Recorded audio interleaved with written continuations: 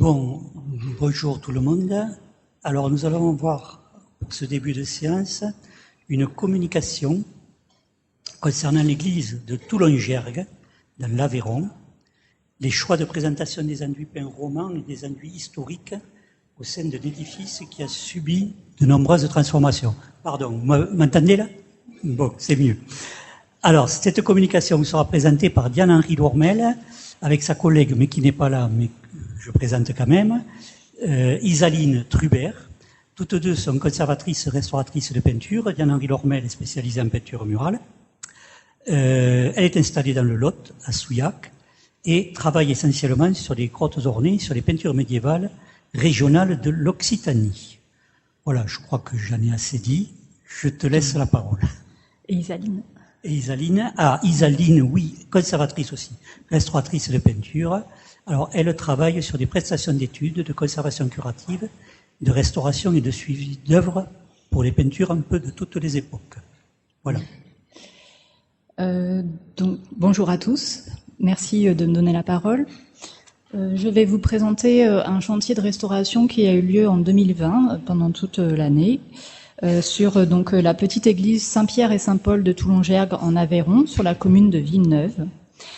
C'est un chantier qui a été effectué sous la maîtrise d'œuvre de Gaël Duchesne, architecte du patrimoine, et sous le contrôle scientifique et technique d'Ariane Dor, en relais avec Manon Vidal, toutes les deux conservatrices des monuments historiques. Oups. Pardon.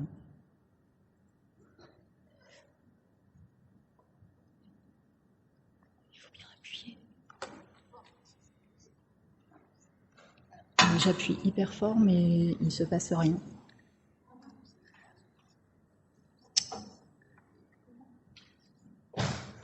C'est sur le vert, j'appuie hyper fort.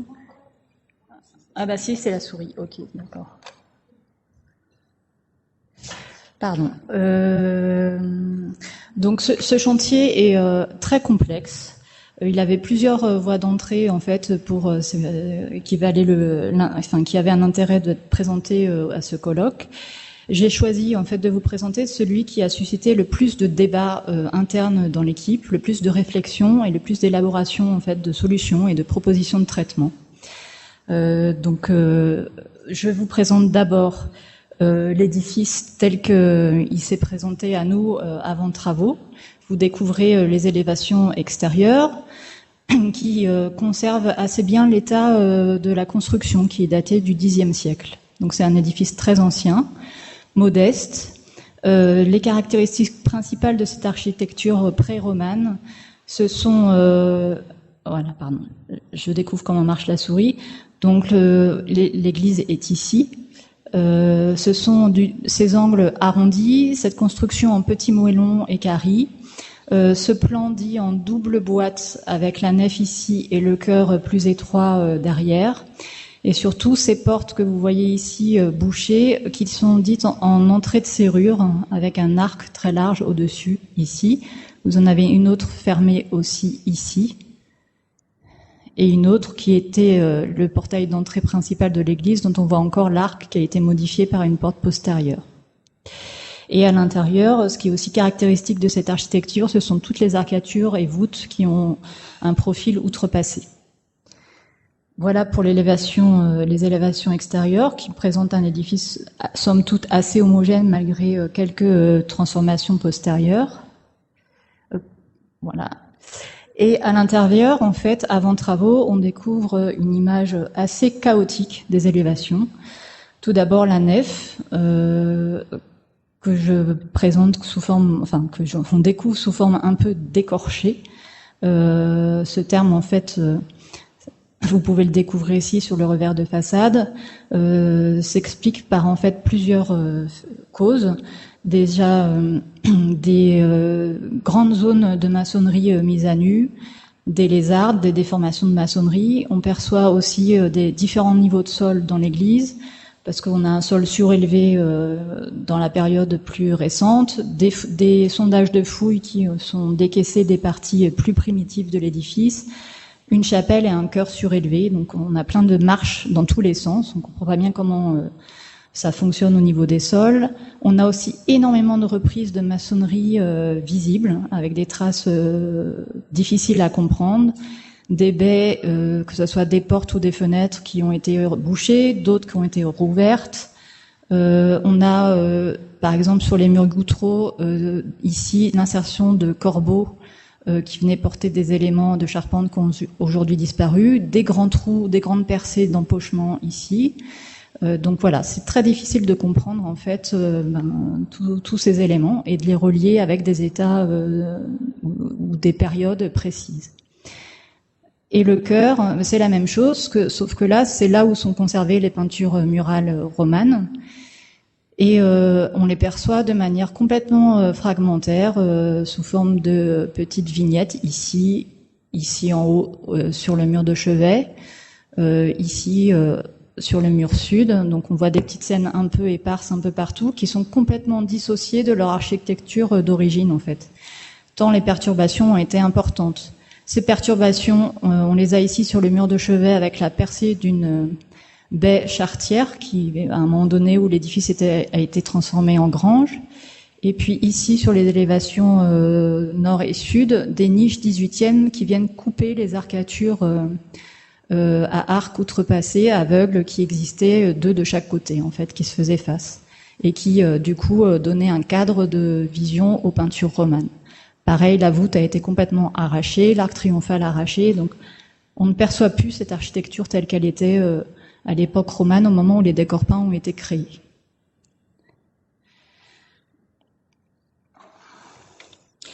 Tous ces éléments sont les traces visibles de l'histoire de l'Église, de sa construction jusqu'à nos jours, que ça soit par ajout, par modification ou destruction. En amont du chantier de restauration, nous avons eu la chance de réaliser une étude diagnostique en 2016 avec une équipe pluridisciplinaire qui était composée toujours de Gaëlle Duchesne, mandatrice de l'équipe, et qui s'est occupée de la partie diagnostic du bâti et de tout ce qui était projet de restauration. Valérie Rousset, archéologue du bâti et historienne de l'art, qui s'est occupée de l'étude documentaire et de l'archéologie du bâti, évidemment. Et moi-même pour la partie décor peint, mais aussi l'étude stratigraphique des élévations intérieures, et donc l'étude de tous les revêtements conservés sur ces murs, que ce soit des enduits, des badigeons ou évidemment des décors peints. Nous avions des compétences associées, un géomètre pour le relevé 3D et des laboratoires d'analyse pour l'étude des matériaux originaux et la datation carbone 14. La construction date un petit peu avant l'an 1000 en fait. Voilà.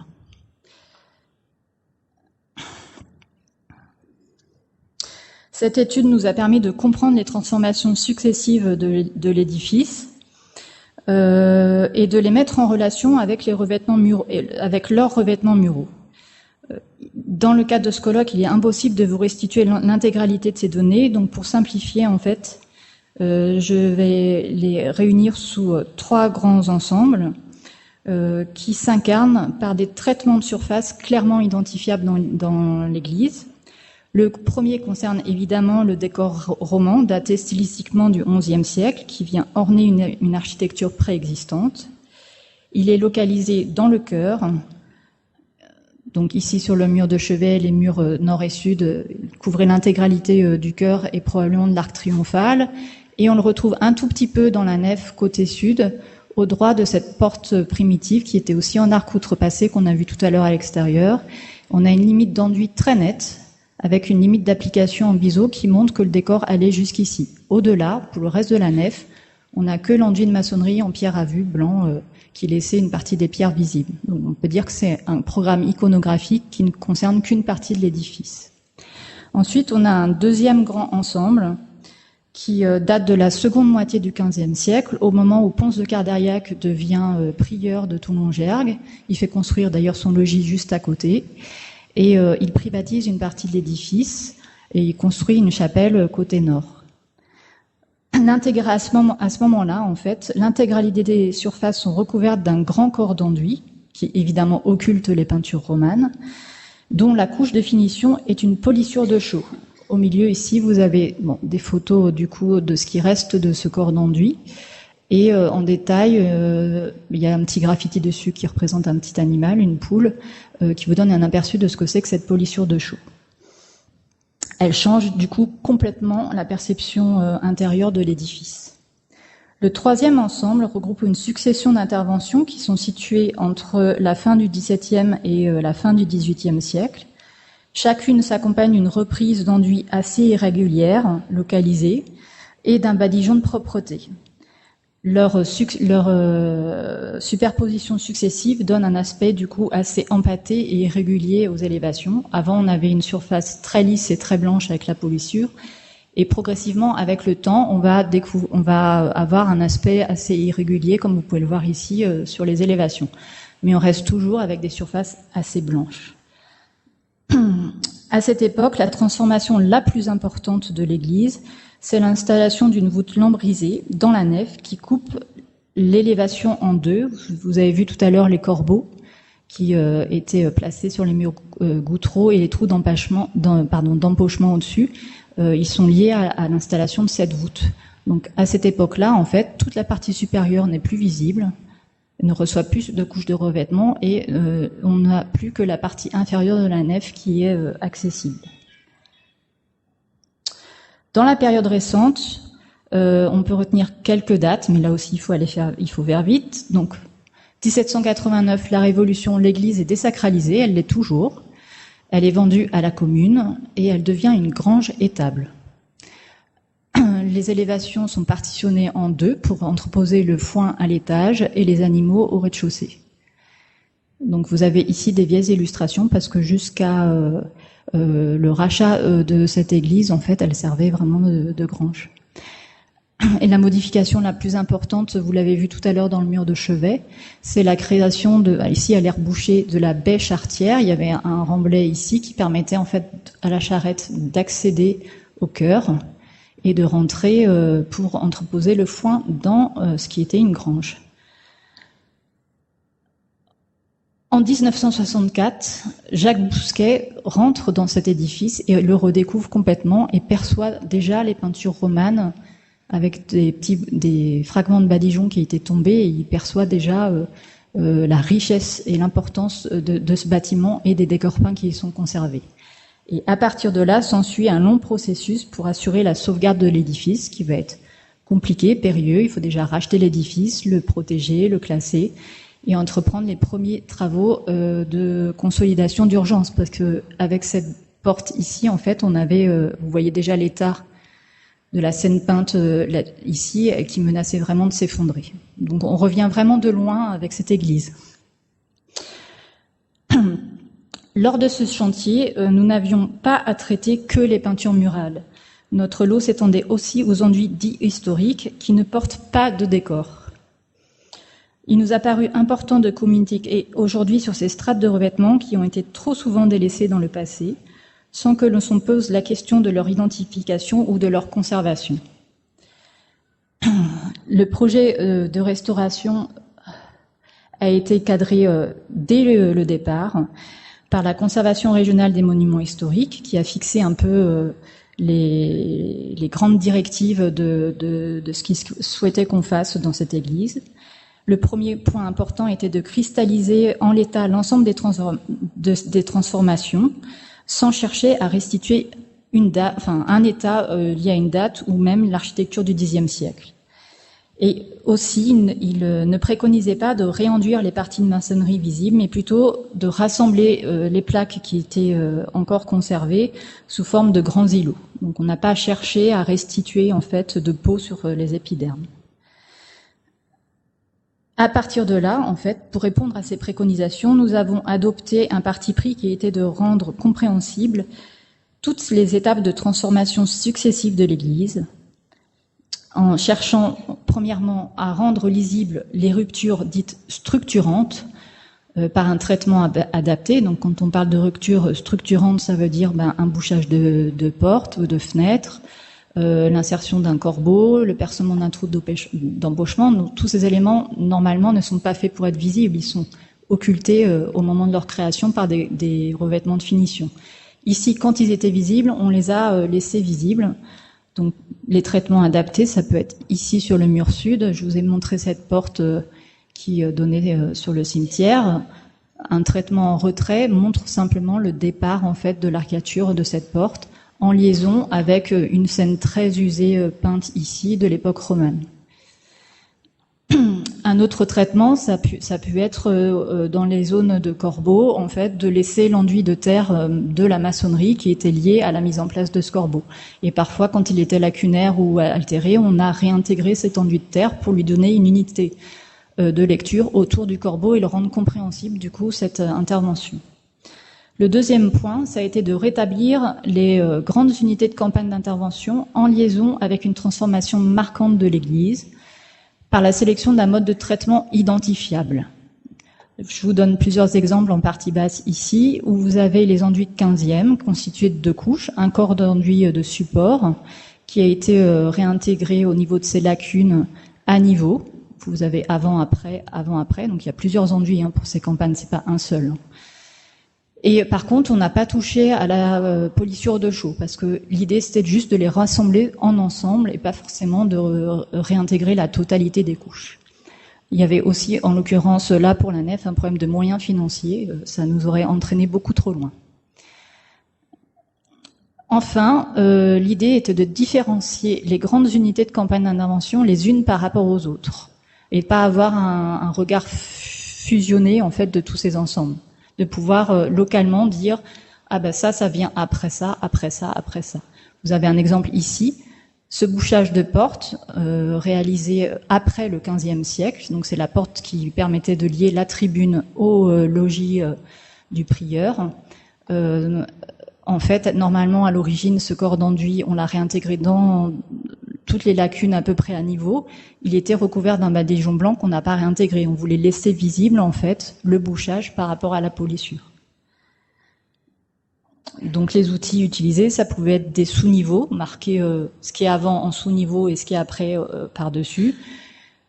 Pas fusionner les bordures, les laisser bien visibles et tranchées, et parfois des traitements de finition distincts d'une couche à l'autre.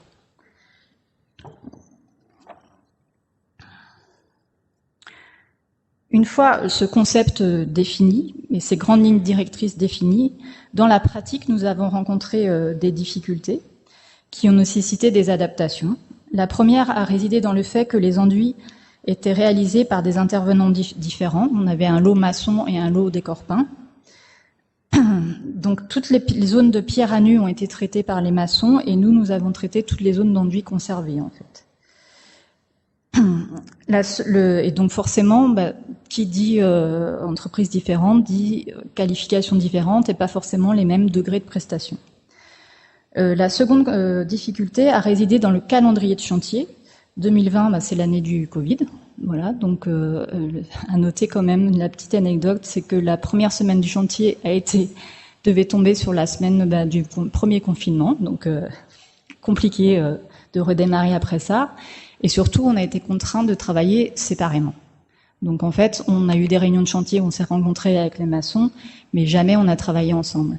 Et les maçons, en fait, ils sont venus poser leur corps d'enduit donc lié à la maçonnerie, et donc cette couche sur laquelle tout le projet de restauration reposait. Et ben ils ont travaillé après nous, ce qui fait que nous on a comblé tout, on a réfléchi en fait sur la présentation de la totalité des corps d'enduit sur une couche de fond qui n'était pas là.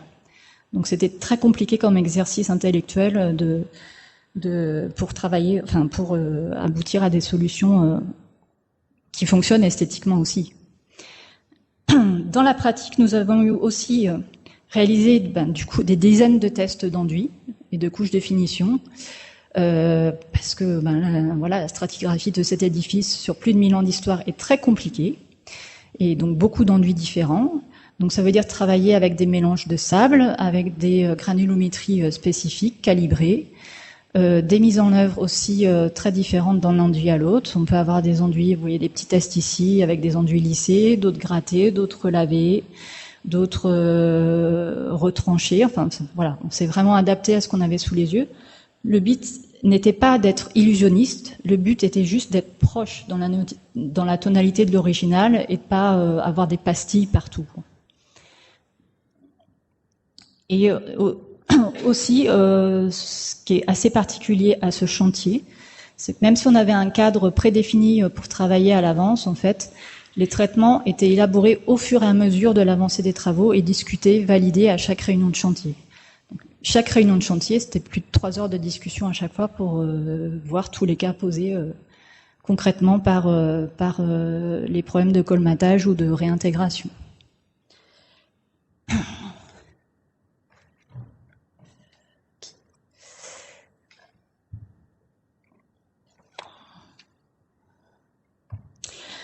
Alors, notre méthode a consisté à travailler d'abord sur les grands ensembles avant de s'occuper de reprises plus restreintes. Pour ces dernières, nous avons dû, là aussi, nous apporter des modifications aux réponses apportées en fonction des cas. Par exemple, pour les enduits 15e, ce qui a été élaboré dans l'ADEF ne fonctionnait pas dans le cœur en raison d'un état de conservation très différent. Je vous ai mis une photo ici pour rappel de l'état en fait de la polissure dans la nef, très altérée. Et là, on est déjà sur un enduit de support qui a été réintégré. Dans le cœur, la polissure est beaucoup mieux conservée. Et donc, on est allé jusqu'à localement réintégrer le niveau de la polissure et plus celui de l'enduit de support. C'était aussi important parce que c'était l'espace de présentation des décors romans et présenter quelque chose de très morcelé à côté des enduits romans gênait sa lecture. Donc on a préféré pousser plus la réintégration de cette polissure pour aider à la lecture des peintures murales qui étaient à proximité. Vous voyez aussi, tout à l'heure je vous ai parlé du traitement des bordures, elles sont bien marquées. Alors ces bordures sont quand même le résultat des dégagements successifs qui ont eu lieu dans l'église. On a enlevé ces couches pour laisser apparaître les peintures murales. Et donc ici on s'est permis de réintégrer un niveau de polissure qui a été dégagé auparavant pour faire apparaître la peinture murale. En dessous, on s'est substitué sur une lacune qui laisse la maçonnerie à nu. Et le but pour aider la lecture et la compréhension du fil chronologique, c'est de pas laisser des zones de maçonnerie entre deux interventions, c'est toujours mettre une jonction pour qu'on comprenne ce qui est avant, ce qui est après. Même chose ici avec une époque différente. Ça, c'est l'enduit de reprise qui est lié au corbeau. Et on a du coup poussé un peu plus, aller jusqu'à la couche de badigeon qui lui est liée pour recréer une unité lisible qui se différencie du coup de la couche d'en dessous. Alors voilà l'état de la nef après intervention. On voit bien qu'on a rassemblé sous forme de grandes plages les enduits existants et que en fait tout est encore lisible sur les murs. Il faut évidemment une médiation pour comprendre, pour expliquer ce qui manque, mais en tout cas on peut restituer sur le mur l'ensemble des interventions. Un point particulier pour les enduits romans, donc tout ce qui est en dehors du champ de la peinture, mais qui appartient à la campagne de décor peint. Là encore, nous avons adapté nos choix de traitement en fonction de la typologie des lacunes rencontrées. Donc il y a plusieurs degrés, ça peut être des abrasions, des lacunes de support de peinture, des lacunes des enduits sous-jacents. Il y a des enduits sous-jacents à l'enduit de support des décors. Un qui est lié à la maçonnerie de la voûte et de l'oculus, où on voit les empreintes de planches, ici vous en avez ici. Donc ces enduits-là, on les a réintégrés à leur niveau, dans les lacunes, et l'enduit de roman est ici.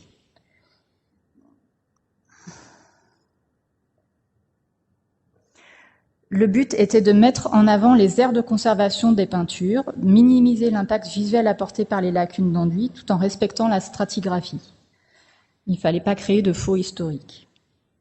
Donc nous avons cherché à délimiter les surfaces de présentation des enduits romans, déjà en faisant un travail en fait de dégagement des bordures, vous le voyez ici.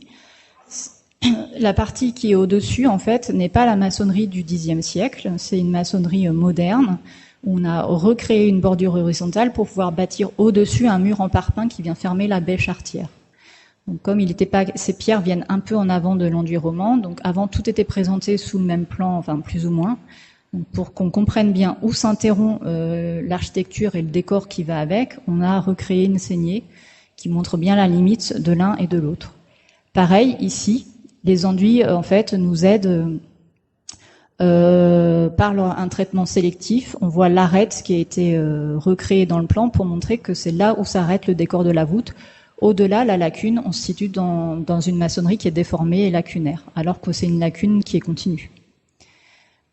Et puis dans les espaces des décors peints, on a donc quand on se situe à l'intérieur d'une scène peinte, on a du coup fait un traitement en sous-niveau qui est avec un enduit de restauration qui se lit clairement comme un enduit de restauration. Ici, on se situe dans une lacune intérieure du décor. Je vais maintenant vous parler du coup, donc c'est la partie qu'Isaline vous aurait présentée si elle avait été là avec moi. La partie donc qui vise à s'occuper des lacunes de la peinture, donc la réintégration picturale des peintures murales romanes, sachant que c'est comme pour les enduits, ici on avait aussi plusieurs degrés de lacunes. Ces peintures murales romanes, en fait, elles sont, j'ai pas le temps de parler de la technique, mais on va dire que c'est une technique mixte, avec les parties basses réalisées à fresque sur un enduit. Vous voyez la jonction ici entre la partie basse qui est à fresque et la partie haute, en fait, qui est peinte sur une couche de badigeon.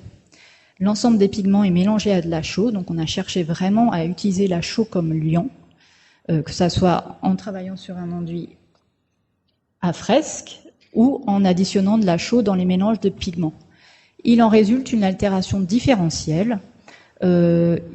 Là, au-dessus, en fait, vous avez le niveau du dessin préparatoire rouge sur fond blanc, qui couvrait l'intégralité des surfaces.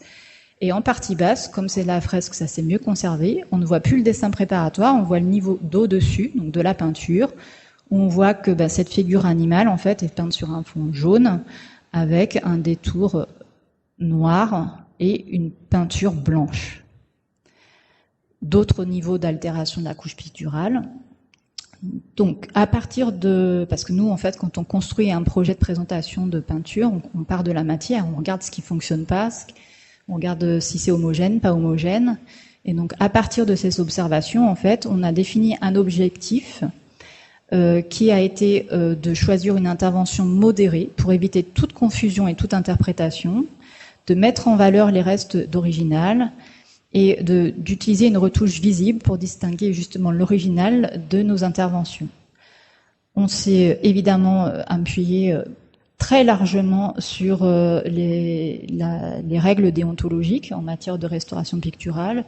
Et dans nos débats et nos échanges, on est souvent revenu à l'essentiel, même si dans la pratique des fois on s'en éloigne, au texte fondateur de Cesare Brandi, avec cette idée de rétablir l'unité potentielle de l'œuvre sans commettre de faux artistiques, sans commettre de faux historiques, sans effacer la moindre trace du passage du temps, et en utilisant une méthode de retouche qui soit identifiable et lisible de près. Alors, Cesare Brandi avait mis au point avec ses équipes le Trateggio. Pour ce chantier, c'est pas la méthode qui a été retenue, mais une méthode proche en termes de concept. On a choisi le pointillisme. Vous voyez ici des lacunes, donc rebouchées, avec un enduit blanc de restauration. Et toutes ces lacunes qu'on a choisies, évidemment, sélectivement, elles sont montées avec cette technique de retouche. Elle se fait par petits points de couleur pure qui, optiquement, au final, à la fin, vont reconstituer la couleur proche située à proximité. Un autre exemple qui vous montre en fait les degrés d'adaptation en fait en fonction de l'état de la peinture qu'on avait. Ici, donc vous avez la photo avant et la photo après. Ici, à ce niveau-là, on est remonté avec un glacis assez léger, toujours en retrait de l'original.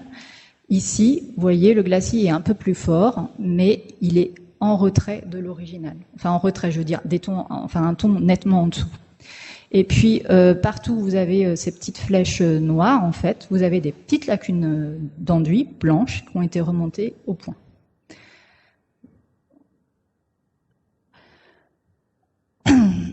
Donc, une fois qu'on a défini le concept, l'idée, c'était de travailler sur la taille de la trame. Quelle taille de point? Un point trop gros aurait attiré l'attention du regard, un point trop petit aurait tendu à l'illusionnisme. Parce que quand on travaille au point comme ça, on peut vraiment, de près, quasiment plus rien voir, en fait. Donc là, c'était pas l'idée. On voulait vraiment être lisible. C'est des peintures qui sont vues de toute manière de loin, donc voilà, ça portait pas à confusion.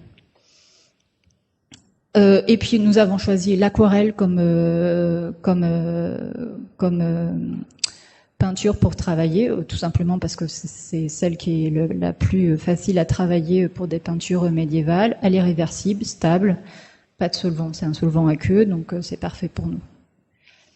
Quelques exemples, et là il faut que j'aille vite, donc je vais passer. Vous voyez les enduits en retrait. Je parlais tout à l'heure du passage du temps.